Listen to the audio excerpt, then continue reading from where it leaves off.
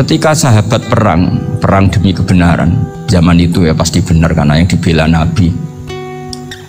Dulu itu kan enak zaman Nabi, yang dibela mesti benarnya, musuhnya mesti salahnya. Sehingga dulu itu memang harus tegas. Kalau sekarang mau tegas gimana? Yang kamu bela tidak mesti benar, musuhnya tidak mesti salah.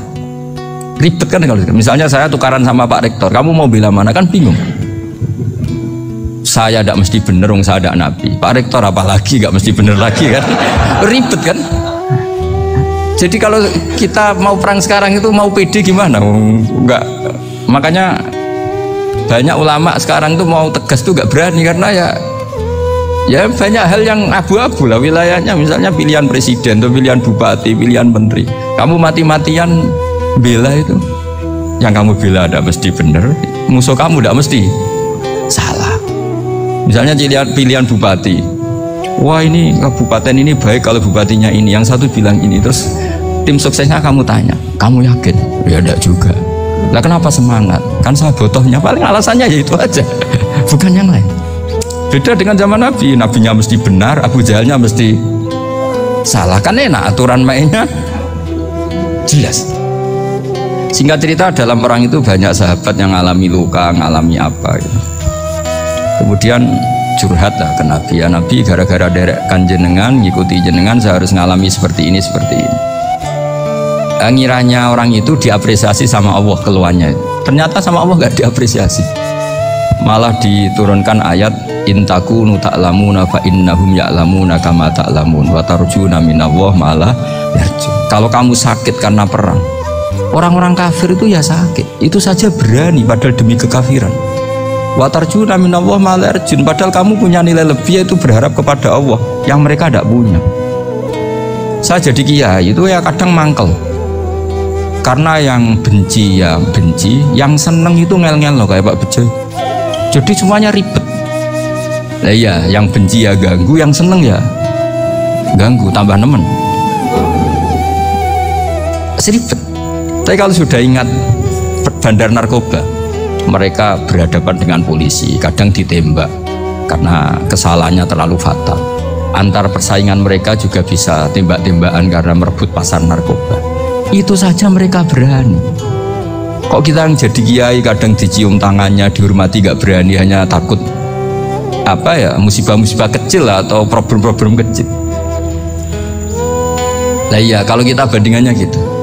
Kalau kamu mau tahajud kedinginan, itu masih nanti dihisap Allah itu gitu. Maling ayam itu keluar malam-malam hanya dapat ayam, itu gak takut dingin, ya gak takut digebuki masa. Kamu mau tahajud saja takut dingin. Makanya nanti hisapnya orang soleh itu nanti dijajarkan orang dolim, terus diperbandingkan. Wah itu habis kamu kalau itu. Jadi misalnya Unisola mau rapat, tapi ini malam, kalau malam dingin nanti sama masuk angin. Wah anak-anak pang di perapatan aja berani kamu. Kalau sudah perbandingannya gitu tuh ribet kita nanti. Makanya itu kalimat itu moto atau filosofi hidup. Sehingga diulang lagi nasihat itu. Iyam saskum korhun fakodu masal koma korhum mislu. Kalau kamu kena luka, orang-orang yang nggak benar juga akan kena luka. Itu aja berani demi ketidakbenaran. Masa kamu demi kebenaran nggak berani? Akhirnya orang itu, ya itu kalimat, itu heroik. Makanya kita ini penting ya. Makanya tadi himne Unisula dimulai kalimat thayyibah. Karena kalimat ini yang menjaga kita, kalimat ini. Misalnya tentang Tuhan, kenapa orang Islam imannya kokoh seperti ini, termasuk yang sudah hidup di Amerika, di Australia, di mana-mana. Itu ya barokahnya ajaran atau barokahnya kalimah. Saya sebut kalimah saya pakai bahasa santri, karena la ilaha illallah itu dalam tradisi santri disebut kalimatu haqqin alaiha nahya wa alaiha namut wa alaiha nub'ats. Ada yang riwayat wa biha nub'ats insyaallah taala minal aminin. Kenapa mereka di mana-mana meskipun sekolah di Amerika, di Australia, bahkan di Uni Soviet tetap mukmin? Itu barokahnya ajaran yang benar. Allah itu siapa? Tuhan. Tuhan itu sifat dasarnya apa? Awal. Dia harus wujud awal sebelum makhluk yang lain. Sehingga ketika ada negara yang maju, yang tertib, manajemennya tertib, masyarakatnya makmur, tapi punya Tuhan yang tidak seperti itu, tidak awal, itu sudah gak nyaman. Karena ndaklah keren Tuhan saya, karena Tuhan saya itu al-awwal, zat yang pertama. Tuhan saya keren lah, zat yang nggak mati, Tuhan yang nggak mati, yang nggak pernah mengalami kematian.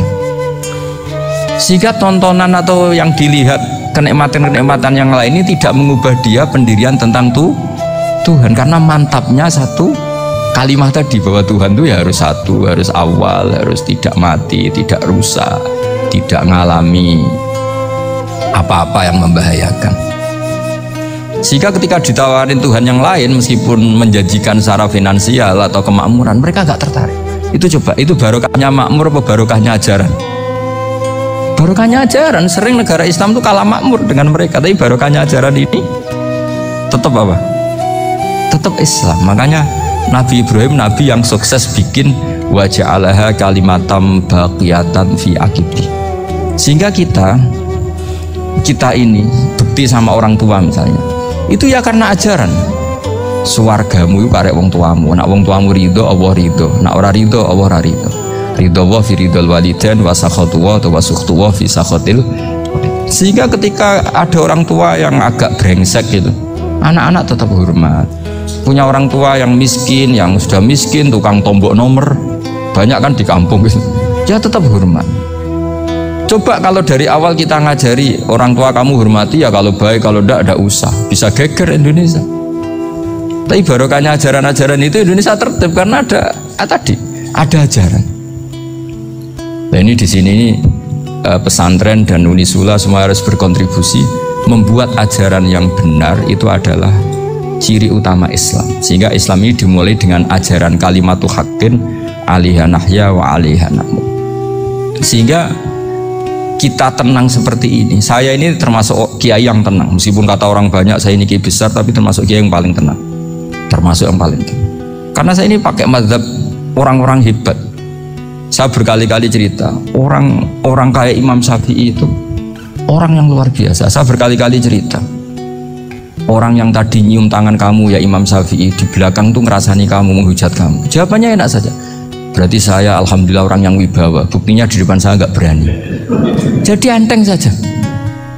Diceritain sebagian kampung, sebagian separuh dari warga kamu itu nggak suka kamu. Ya bagus lah nggak suka saya, nggak akan utang duit saya. Dimana-mana orang utang tuh karena teman dekat. Kalau nggak seneng pasti minimal nggak utang, nggak pinjam mobil, nggak pinjam apa. Berkah mana yang seneng sama yang gede? Jadi dianggap enteng saja. Semua yang dialamin dianggap enteng saja. Misalnya punya istri pemarah, ya baguslah marahin suami. Kalau marahin tonggo malah ribet. Jadi kamu harus terima kasih kalau dimarahin istri. Baguslah marahin saya mah, kalau marahin tonggo ribet. Jadi enteng saja. Tapi kita sekarang tuh karena nafsu ya, sehingga menghadapi hidup ini ribet. Ulama dulu kalau mau mati itu senengnya bukan main. Sudah lama saya ini ingin gak maksiat. Kayaknya gak maksiat paling efektif itu mati. Ya tidak apa-apa Gusti, kalau sebaiknya mati ya mati aja.